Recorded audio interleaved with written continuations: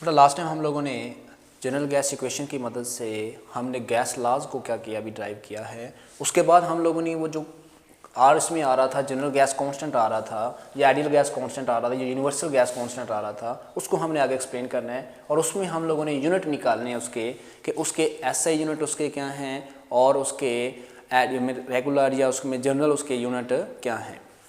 तो स्टार्ट करते हैं जी। जनरल गैस इक्वेशन कांस्टेंट जो है या आइडियल गैस कांस्टेंट जो है, उसकी जो वैल्यूज़ हैं, it does not depend upon the nature of gas. यानी गैस जिस मर्जी नेचर की है, चाहे जो सी मर्जी गैस है, इस पे उसकी वैल्यूज़ जो है वो डिपेंड नहीं करती। इसकी वैल्यूज़ पे डिपेंड किस पे करती हैं? It's value only depends upon the unit of pressure and volume.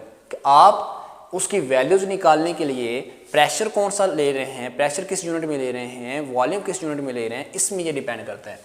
It's value is different for different unit of pressure and volume. यानी कि प्रेशर और वॉल्यूम के यूनिट डिफरेंट जब करेंगे तो उसकी वैल्यू भी क्या हो जाएगी, डिफरेंट हो जाएगी।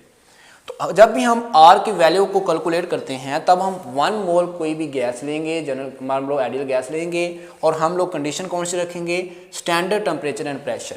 यानी कि हमने कोई भी गैस को हमने स्टैंडर्ड टेम्परेचर प्रेशर पर रख के हमने क्या करना है, हमने उसमें आर की वैल्यू निकालनी है। तो स्टैंडर्ड टेम्परेचर और प्रेशर कितना होता है, एज यू नो, जो टेम्परेचर स्टैंडर्ड टेम्परेचर होता है वो होता है 0 सेल्सियस। कितना होता है जी, 0 सेल्सियस होता है। ये एमसीक्यू में भी आ सकता है कि स्टैंडर्ड टेम्परेचर कितना होता है, 0 सेल्सियस। या उसको अगर हम टेम्परेचर के ऐसे यूनिट क्योंकि कैल्विन है, तो उसमें अगर हम कैल्विन में लेते हैं तो वो हमारे पास 273.16 कैल्विन आएगा। जो स्टैंडर्ड प्रेशर होता है बेटा, वो होता है 1 atm, 1 एटमोसफेयर। ठीक हो गया। और वो किसके इक्वल होता है, आप लोगों ने चैप्टर के शुरू में पढ़ा था, वो 760 मिलीमीटर ऑफ मरकरी, 760 टॉर या 101325 न्यूटन पर मीटर स्क्वायर के क्या होता है, इक्वल होता है। नंबर ऑफ मोल्स हमने कहा है 1 लेने हैं, और वॉल्यूम कितना होता है जी 1 मोल का, वो होता है 22.414 डेसीमीटर क्यूब। इसको बोलते हैं मोलर वॉल्यूम। यानी 1 मोल कोई भी गैस का जो वॉल्यूम होता है वो कितना होता है, 22.414 डेसीमीटर क्यूब। उसको हम बोलते हैं मोलर वॉल्यूम। तो हमने मोलर वॉल्यूम को थोड़ा सा एक्सप्लेन किया है। मोलर वॉल्यूम क्या है, the volume of 1 mole of any ideal gas. किसी भी गैस का 1 मोल अगर है, उसका स्टैंडर्ड टेम्परेचर और प्रेशर पे जो वॉल्यूम होता है कितना होता है, 22.414, और इस वॉल्यूम को हम क्या बोलते हैं, मोलर वॉल्यूम बोलते हैं। तो हमने कोई भी मोल आप लोग गैस ले लें, 1 मोल हाइड्रोजन का ले लें, 1 मोल मीथेन का ले लें, 1 मोल ऑक्सीजन का ले लें, अगर वो 1 मोल है तो उसका वॉल्यूम कितना होगा, 22.414 decimetre cube, 22.414 decimetre cube, 22.414 decimetre cube. कैसे, हमने पीछे पढ़ा था कि volume is directly proportional to number of moles. आपको पता है अगर 1 मोल हैं तो 1 मोल के अंदर नंबर ऑफ मॉलिक्यूल्स जो होते हैं वो सेम होते हैं। कितने होते हैं जी, 6.02 × 10⁻23 होते हैं। इट मीन कि यहाँ पर इसके नंबर ऑफ मॉलिक्यूल, इसमें नंबर ऑफ मॉलिक्यूल, इसके नंबर ऑफ मॉलिक्यूल, इसके नंबर ऑफ मॉलिक्यूल अगर सेम है तो उनका वॉल्यूम भी क्या होगा, सेम होगा। ठीक हो गया। चलिए हम स्टार्ट करते हैं अब कि हमने जनरल गैस कांस्टेंट जो है उसकी वैल्यूज निकालनी है, नॉन एसआई यूनिट में भी निकालनी है और एसआई यूनिट में भी निकालनी है। तो हमारे पास ये बहुत ही इंपॉर्टेंट क्वेश्चन आता है कि calculate the value of R. वो हमें नॉन एसआई यूनिट में भी कह सकता है और एसआई में भी कह सकता है। हमें ये जो आइडियल गैस इक्वेशन हमें दी हुई है वो है P = nRT। अब अगर हम यहाँ से जनरल गैस कांस्टेंट R की वैल्यू निकालते हैं तो हमारे पास ये N और T जो इसके साथ मल्टीप्लाई हो रहा है वो इधर आके क्या हो जाएगा, इसके साथ आके डिवाइड हो जाएगा। तो एज यू नो कि प्रेशर जो होता है वो 1 atm स्टैंडर्ड जो हमारे पास है, वॉल्यूम हम लोग हमारे पास 22.414 decimetre cube, number of moles हमने हमारे पास 1 मोल है, और टेम्परेचर एसआई में हमने लिया हुआ 273.16 कैल्विन है या 16 कैल्विन है। इन सारी वैल्यूज़ को हमने इस इक्वेशन में क्या कर देना है, पुट कर देना है। तो यहाँ पर प्रेशर है वहाँ पर मैंने 1 atm लिख दिया, जहाँ पर वॉल्यूम है वहाँ पर मैंने 22.414 लिख दिया, जहाँ पर n है वहाँ पर मैंने 1 मोल लिख दिया, जहाँ पर टेम्परेचर है वहाँ पर मैंने ये वैल्यू लिख दी। जब इन वैल्यू को हम कैलकुलेट किया, हमने इसको डिवाइड किया तो हमारे पास आंसर आया 0.0821। यूनिट कैसे निकालेंगे, ये देखिए ऊपर यूनिट क्या है, एटीएम है, तो यहाँ मैंने एटीएम लिख दिया, एटमॉस्फेयर यहाँ पर एटमॉस्फेयर लिख दिया, यहाँ पर डेसीमीटर क्यूब था, यहाँ मैंने डेसीमीटर क्यूब लिख दिया। ये मोल था, जब ऊपर जाएगा तो पर मोल हो जाएगा, ये कैल्विन था, जब ऊपर जाएगा तो पर कैल्विन हो जाएगा। इट मीन ये हमारे पास यूनिट आ गया आर का, किस में, नॉन एसआई यूनिट में, जब हमने एसआई यूनिट की बात नहीं कर रहे।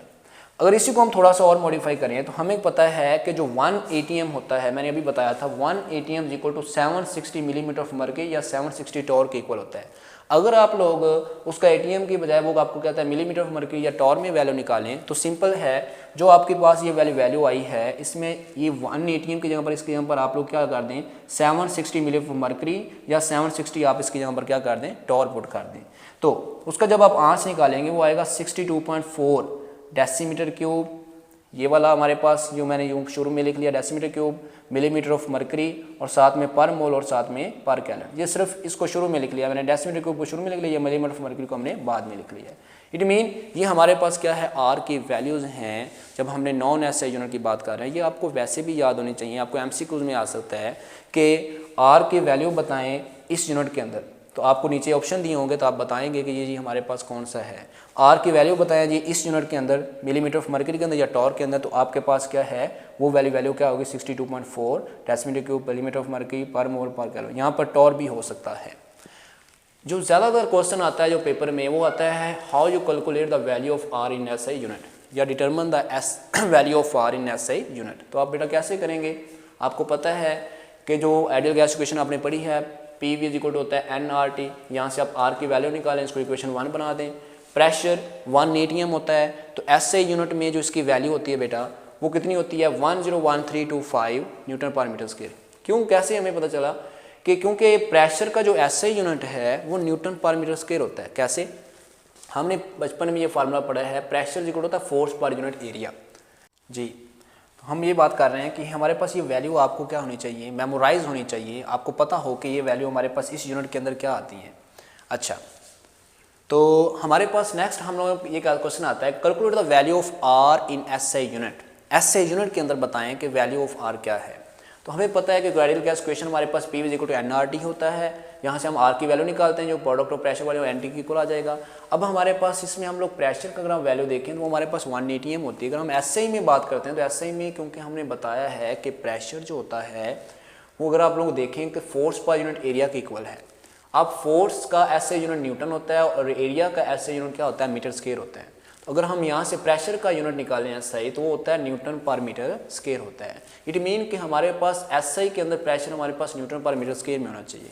तो आपको याद होगा कि मैंने अभी बताया था कि हमारे पास जो प्रेशर होता है उसका SI यूनिट के अंदर यानी न्यूटन पर मीटर स्क्वायर के अंदर उसकी जो वैल्यू होती है वो 101325 न्यूटन पर मीटर स्क्वायर के इक्वल होती है। तो बेटा आपने क्या करना है, आपने इसकी जगह पर आपने ये वैल्यू पुट कर देनी है।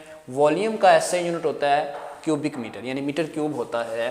तो अगर आप लोग को पता है कि हमारे पास तो वॉल्यूम था डेसीमीटर क्यूब के अंदर, तो हम इसको मीटर क्यूब में कैसे कन्वर्ट करें, तो आपको पता होना चाहिए कि 1 मीटर क्यूब इक्वल होता है 1000 डेसीमीटर क्यूब के। तो अगर आपने डेसीमीटर क्यूब से मीटर क्यूब में जाना है तो आपको क्या करना पड़ेगा 1000 से डिवाइड करना पड़ेगा। तो इसको आप जब 1000 से डिवाइड करेंगे तो आपके पास आंसर क्या आएगा, यानी 2 सिफर इसमें पीछे चली जाएंगी और 3 सिफर इसके साथ आ जाएगी।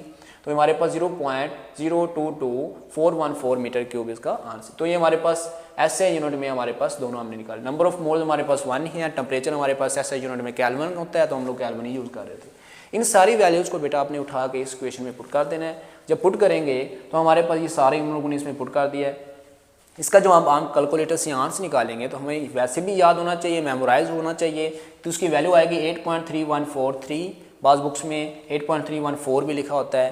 तो साथ में क्या आ गया, ये न्यूटन है, ये देखें m की पावर -2 है और ये m की पावर 3 है। जब आपको पता है बेस सेम्स होती हैं तो हम पावर आपस में ऐड सब्ट्रैक्ट कर सकते हैं। तो ये देखिए मीटर है, ये भी मीटर है, इसकी पावर 3 है और इसकी पावर -2 है। तो 3 में से -2 हम करें तो बाकी क्या आएगा, मीटर आएगा, यानी प्लस की वैल्यू हम लिखेंगे ही नहीं। साथ में ये मोल है, ये ऊपर जाके क्या हो जाएगा पर मोल, और केल्विन ऊपर जाके क्या हो जाएगा पर केल्विन हो जाएगा।